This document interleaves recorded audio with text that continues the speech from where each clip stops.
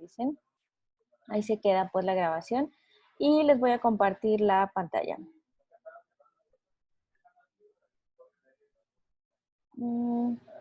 ¿Está? Me dicen porfa si ya ven mi PowerPoint. Ya, doctora.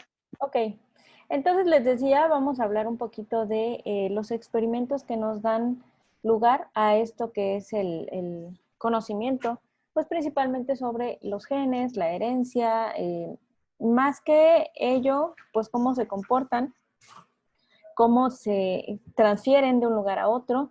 Y pues bueno, hay bastantes personas involucradas en esto, ¿no? Vamos a empezar con algunos experimentos que pues son importantes. Híjole, no le borré el nombre del doctor Daniel a las diapositivas. Ya se los voy a borrar para que sean mías nomás. Pues bueno, primero, ¿cómo nos dimos cuenta o cómo alguien se dio cuenta que teníamos ADN y RNA, que son pues las moléculas además relacionadas con la herencia? Primero, pues a este señor, Friedrich Michel, le debemos el descubrimiento del ADN en 1869. Él lo pudo aislar a partir de glóbulos blancos utilizando una solución alcalina y vio pues un precipitado ácido con nitrógeno y fósforo. Nosotros ahora sabemos que los nucleótidos tienen nitrógeno y fósforo. Entonces, ¿de dónde viene el nitrógeno? Pues bueno, de la base nitrogenada y el fósforo, pues del grupo fosfato. Él a esto le llamó nucleína porque lo extrajo del núcleo de las células. Y bueno, pues también encontró la presencia de una sustancia básica a lo que llamó protamina. Les cuento que hasta la fecha, cuando estamos haciendo extracciones de ADN, el uso de estas soluciones alcalinas sigue siendo buenísimo, o sea, es bueno, bonito y barato. Entonces, seguimos utilizando un método como el que más o menos se utilizó en 1869, pero obviamente pues ahora tiene muchas adecuaciones que nos aseguran la pureza del DNA. También, pues bueno, está este señor Robert Fulgen. Él encontró la tinción de Fulgen, o describió más bien la tinción de Fulgen, donde empezó a teñir el ADN. ¿Dónde tiñó el ADN? Pues en este experimento que ustedes hacen en biología celular, donde vemos la mitosis. Yo no sé si lo hicieron, espero que lo hayan hecho porque sale bien bonito de las células de cebolla.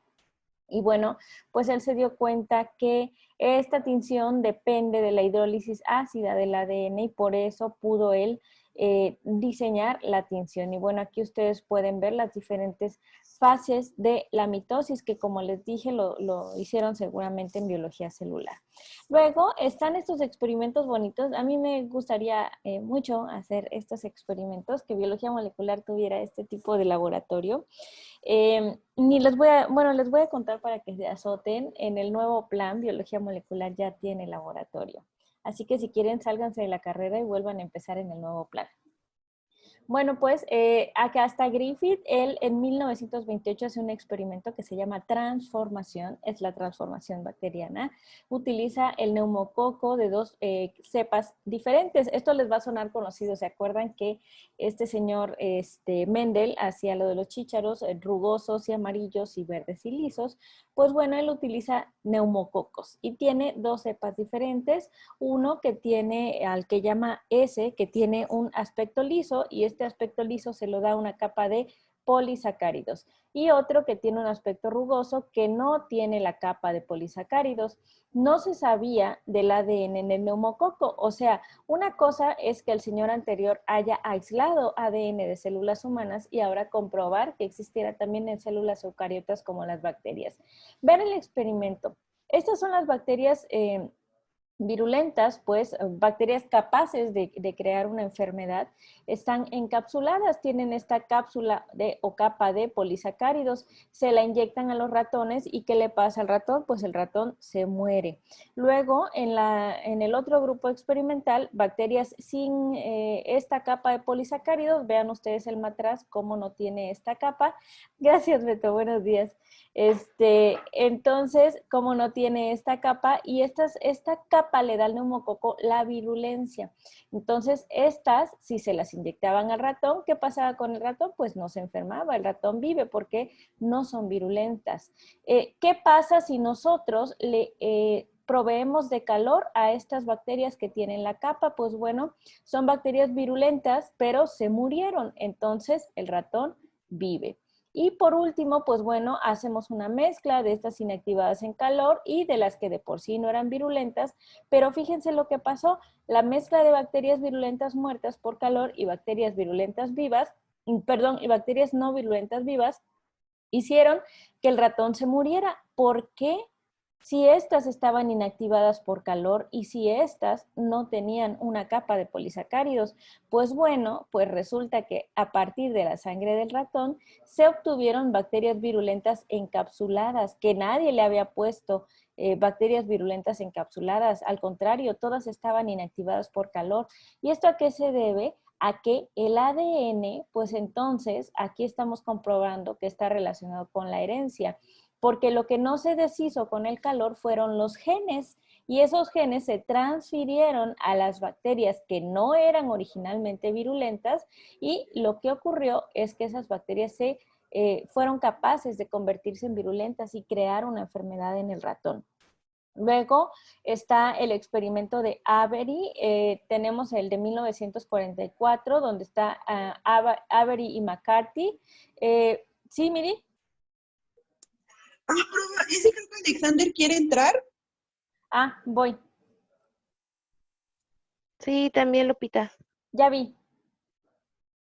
Ya los admití. Bien. Y me voy a dejar aquí la sala de espera a ver si así le hago caso. Porque siempre la ignoro. Soy como, no sé, una necia de la sala de espera.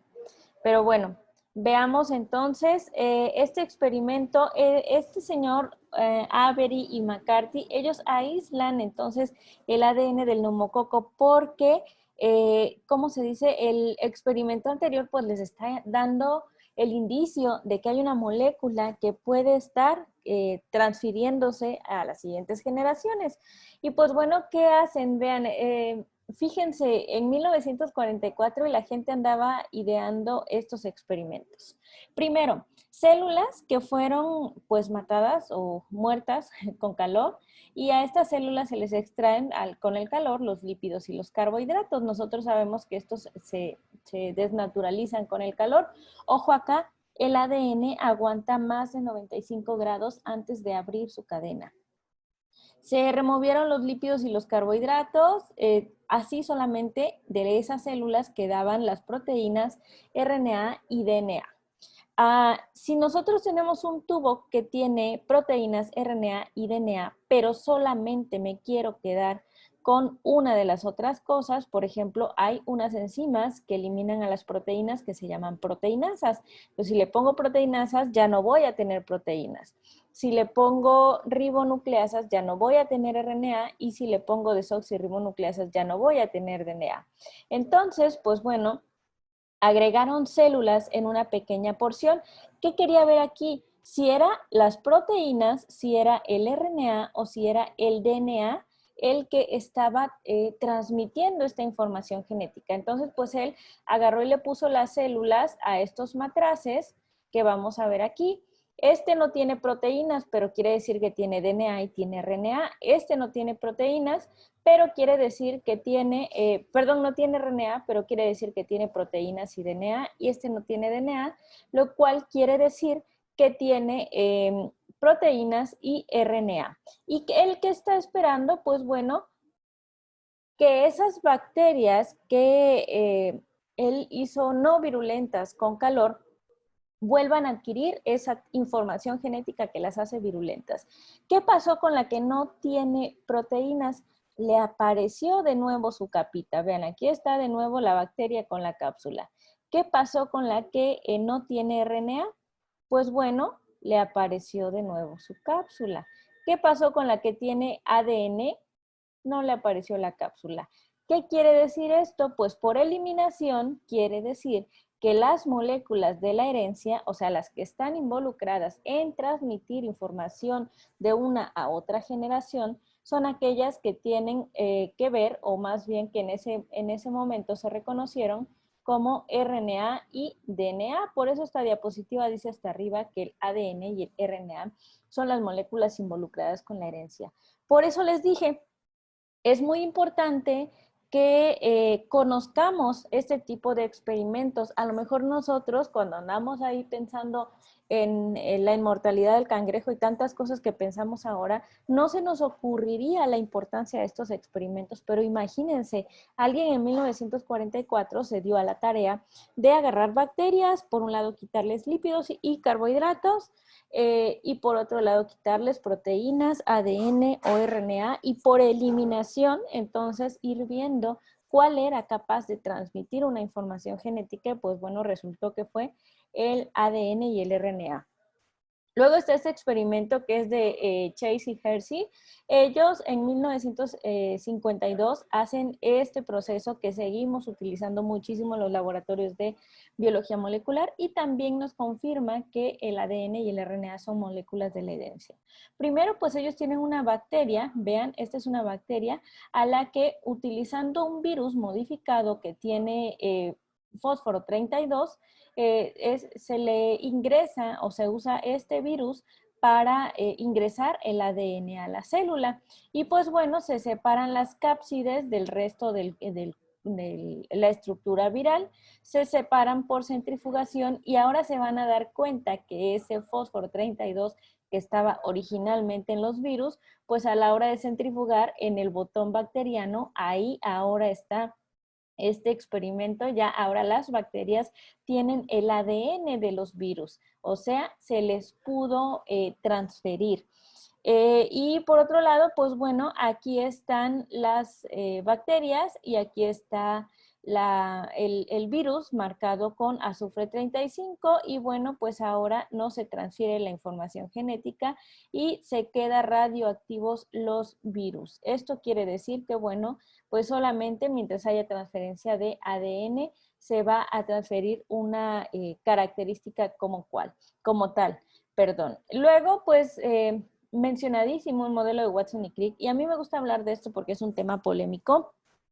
Las feministas lo utilizan como bandera diciendo que a Rosalind Franklin le robaron su fotografía 51. Pues bueno, esto empieza en 1953 cuando Pauling y Corey, pues bueno, proponen una estructura del ADN, pero esta estructura de ADN tenía 3 cadenas, según ellos.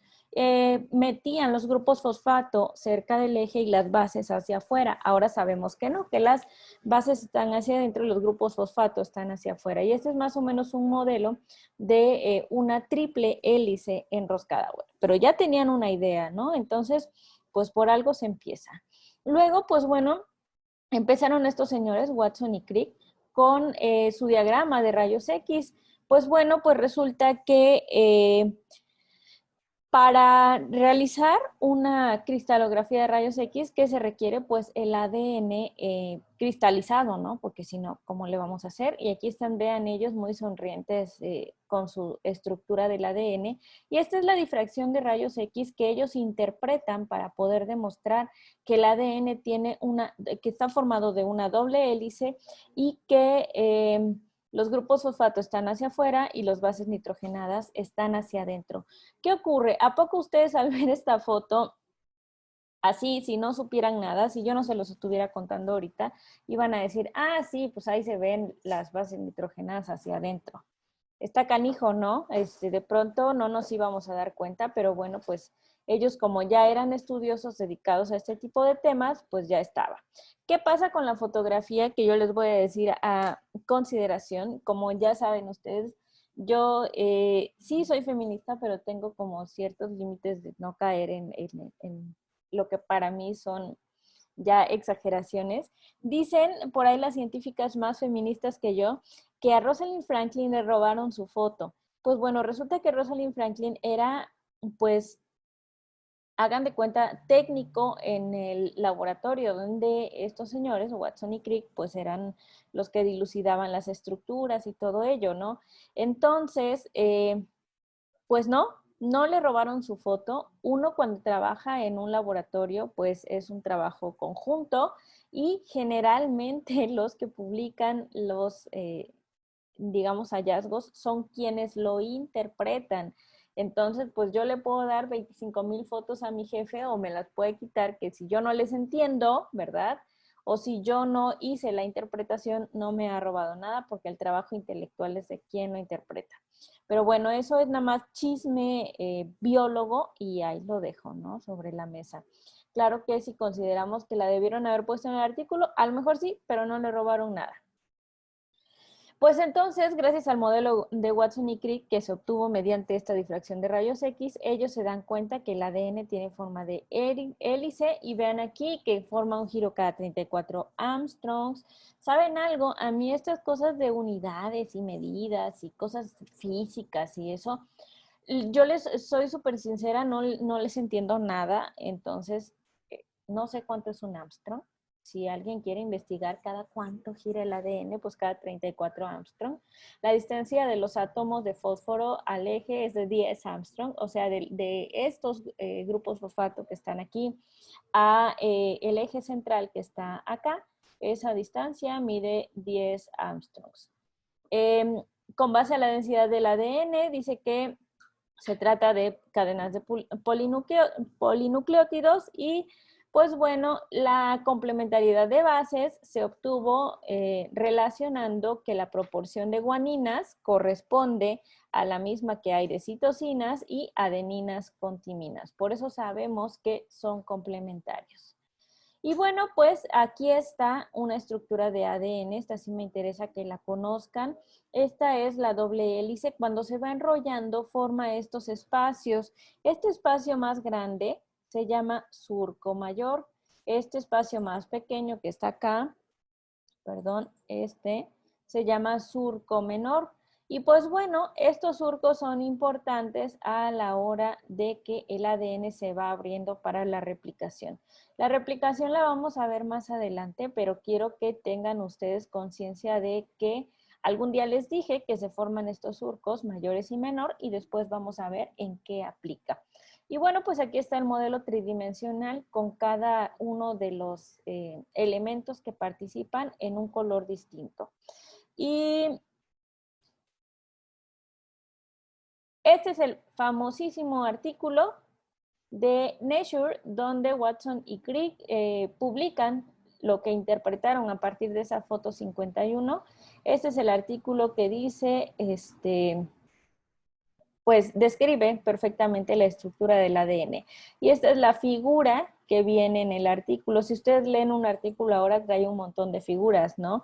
Y el que trae un montón de figuras, pues aún así yo creo que no siempre los descubrimientos son tan importantes como estos. Aparte, si ustedes leen un Nature o si ustedes tienen la oportunidad de leer este artículo, se van a dar cuenta que no dice nada. No dice cómo lo hicieron, no dice metodología, no dice nada. Solamente una interpretación. Y así siguen siendo los artículos de Nature. Para que uno tenga la capacidad de leer un artículo de Nature, tienes que traer un background pues bastante fuerte sobre el tema en el que andas buscando, porque esos artículos pues no dicen nada. Si quieren, les encargo uno de tarea para que vean que no le van a entender.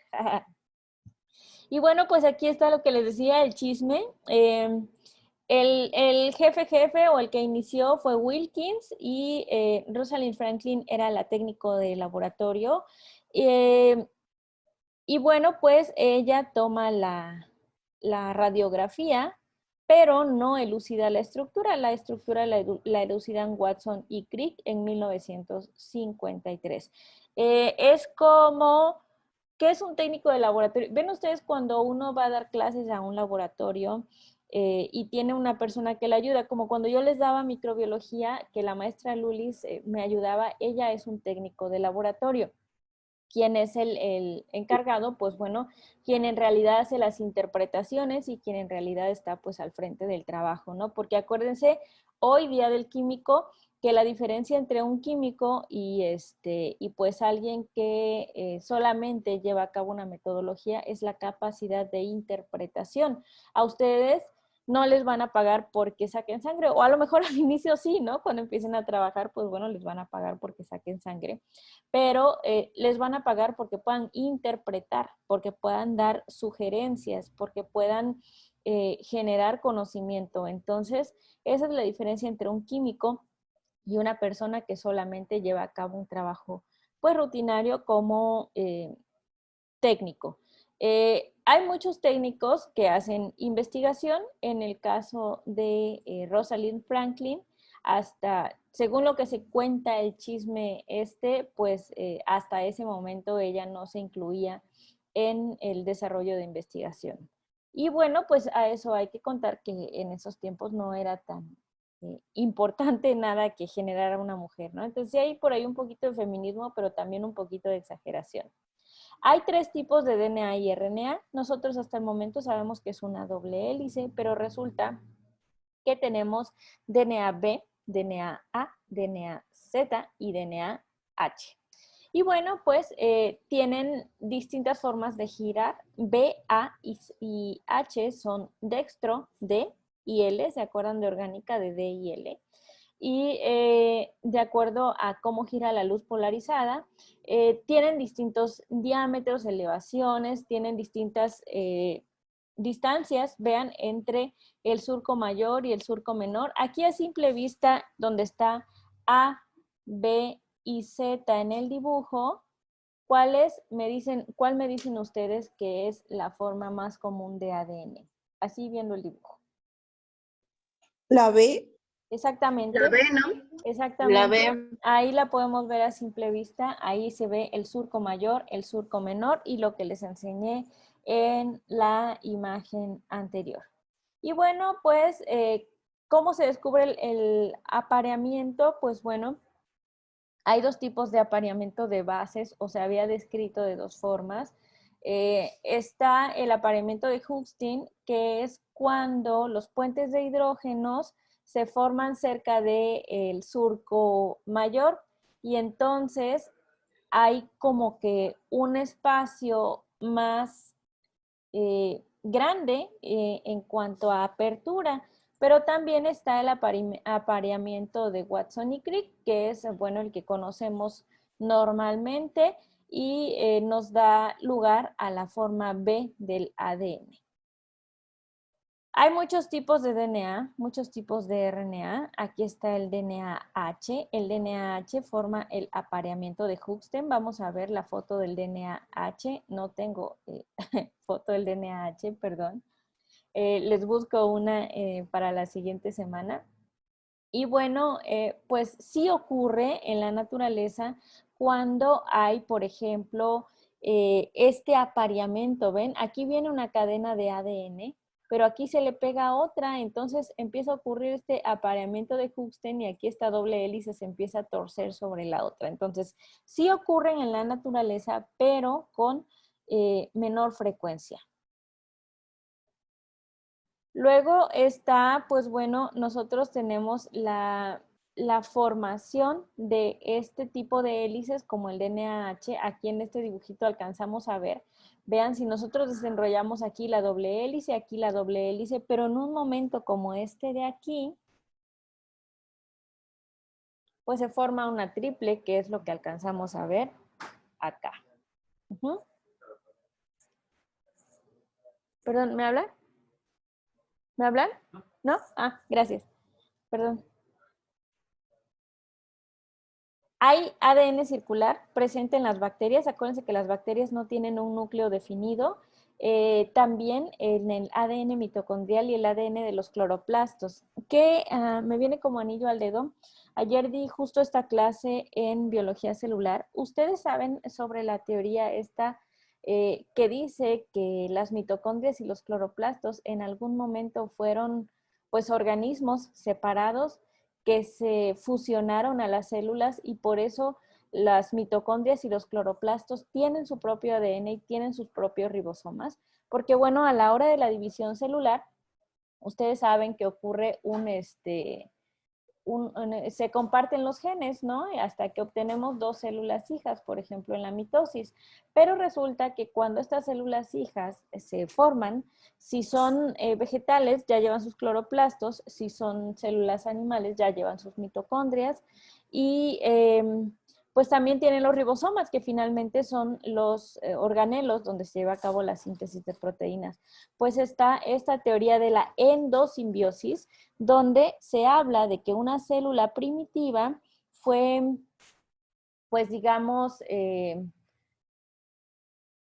¿Se acuerdan que en parasitología les dije que simbiosis es la unión de un huésped y su hospedador sin que ninguno cause daño al otro, ¿no?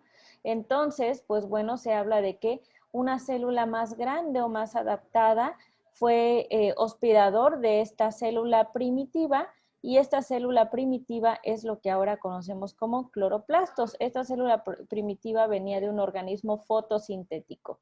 Y bueno, pues que existió también este mismo proceso, pero con un organismo no fotosintético, que en lugar de cloroplastos, pues bueno, ahora son las mitocondrias de las células animales. ¿Y cómo ocurrió? Pues también con esta teoría de la endosimbiosis, donde una célula más adaptada se convirtió en hospedador de este organismo menos adaptado, que ahora son las mitocondrias. ¿Sabían eso?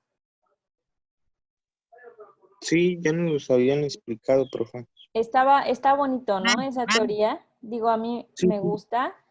Y pues el ADN mitocondrial también es muy sonado porque se dice que solo mamá nos transfiere el ADN mitocondrial. Ahora ya hay estudios que demuestran que en la cabeza del espermatozoide también hay ADN mitocondrial, así que también puede haber ADN mitocondrial del padre en el producto genético, ¿no? Entonces, pues bueno, pero mientras esas evidencias se hacen más sólidas, pues bueno, el ADN mitocondrial es heredado de la madre, es bicatenario, es circular. Este es su tamaño, codifica para 37 genes, para 22 RNAs de transferencia, para 13 proteínas porque es capaz de hacer su propia fosforilación oxidativa y bueno, pues se replica independiente del ciclo celular, por lo que les acabo de decir de la endosimbiosis. Y aquí está la mitocondria y en qué se parece a las bacterias. La mitocondria se parece mucho a una bacteria que se llama Saccharomyces cerevisiae, que, se utiliza para fermentar en las cervezas, por ejemplo. Es de tamaño pequeño, no tienen intrones. Ya saben que el ADN es toda una secuencia y que lo que codifica para algún gen se llama exón y lo que no codifica para nada se llama intrón.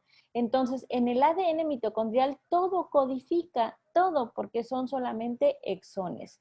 Entonces, igualito que en el ADN mitocondrial, así le pasa a las bacterias. Todo su ADN sirve para algo. Y pues bueno, también con Streptococcus pyogenes se parece muchísimo nuestro ADN mitocondrial. El RNA, pues bueno, tenemos RNAs mensajeros, ribosomal y de transferencia. El RNA mensajero lleva la información genética desde el núcleo hasta los ribosomas. El RNA ribosomal es capaz de ayudar a preformar los ribosomas y el de transferencia es el traductor, el que entiende el mensaje de los codones, o sea, de tres bases nitrogenadas forman un codón y lo traduce al lenguaje de las proteínas. Tanto la replicación como la transcripción como la traducción las vamos a ver con calma para que ustedes vean todos esos procesos porque todos aplican en técnicas de biología molecular. Este es el RNA de transferencia, tiene esta forma y esta forma hace que cuando va una cadena de RNA mensajero por aquí, abajito, si hay un codón, o sea, 1, 2, 3 bases nitrogenadas, se unen con su complementario en el RNA de transferencia. Él aquí entiende todo el mensaje y bueno, ahí en el ribosoma entiende ese mensaje y lo traduce a un aminoácido. ¿Sí? También vamos a ver ese proceso con toda la calma del mundo, pero hoy quería darles estas generalidades. El RNA ribosomal obviamente está en los ribosomas tienen dos subunidades, la subunidad mayor, la subunidad menor, se encuentran desensamblados y hasta que se va a llevar a cabo el proceso de traducción, o sea, hasta que viene aquí el RNA mensajero se pega a la subunidad menor y hasta que esto sucede, entonces esa subunidad menor que trae al RNA mensajero se ensambla con la mayor y ahora pueden leer gracias al RNA de transferencia que está aquí, que lo voy a dibujar. pueden leer lo que dice este RNA mensajero y producir una proteína. Mis dibujos están feos, pero más adelante tengo los esquemitas bien hechos. Y bueno, pues a grandes rasgos, esto es lo que vamos a empezar a ver con respecto a la traducción, que es el proceso de síntesis de proteínas. Tengo 5 minutos. ¿Tienen alguna duda? No, maestra. ¿Segurísimos? ¿O no me entienden nada? Sí le entendemos. Maestra, Bueno. sí. Entonces, ya liberado de estas diapositivas de los experimentos, vamos a empezar con esto que es lo interesante. Ya hasta me encontré, bueno, me hizo favor Jaime de buscarme una página. Les voy a enseñar a hacer traducción de proteínas a manito, así como antes, como nos enseñan a todos. Y luego les voy a enseñar a hacerlos en un programita también para que ya ustedes sepan que existe la bioinformática y que nos facilita la vida tremendamente. Entonces, ya salido del tema de los experimentos, ya vamos a empezar con las aplicaciones de la biología molecular, ¿sale? Nos podemos ver el próximo martes a la misma hora. Sí, maestra. Sí, maestra. No hay Sí, ningún doctora. Nos vemos ahorita en parasitología por Teams, ¿sale? Porque allá está Sí. guardada la clase. Gracias, doctora. Buen día. Buen día, Gracias, cuídense. maestra. Hasta luego. Este Bye. video, ¿dónde lo podemos Ahorita ver? se los mando. Cuando yo termine, se baja el video y se hace chiquitito y ya se los mando. Si no por WhatsApp, a Miriam se lo mando por Facebook. Ok, gracias. ¿Sale? Gracias, Cuídense. Bye. Feliz día. Igual, felicidades. Ahorita nos vemos. Sale.